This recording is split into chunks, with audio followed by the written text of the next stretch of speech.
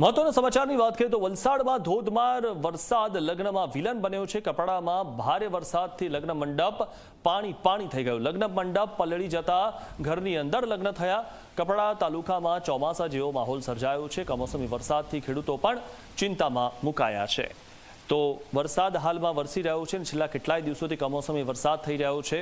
કાળઝાળ ગરમી એવા મે મહિનામાં હાલમાં વરસાદ થઈ રહ્યો છે અને આ લગ્ન પ્રસંગ હતો અને તેમાં વરસાદના કારણે આ મુશ્કેલી સર્જાઈ છે। ત્યારે લગ્ન મંડપમાં પાણી થઈ ગયું। લગ્ન મંડપ પલળી જતા ઘરની અંદર લગ્ન થયા હતા।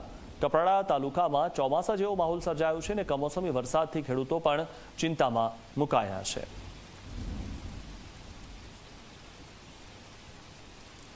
તો આજે દ્રશ્યો જોઈ રહ્યા છો, લગ્ન લીધા હતા અને તેમાં જે બહાર મંડપ હતો તે વરસાદમાં પલળી ગયો હતો, જેના કારણે ઘરમાં લગ્ન કરવા પડ્યા।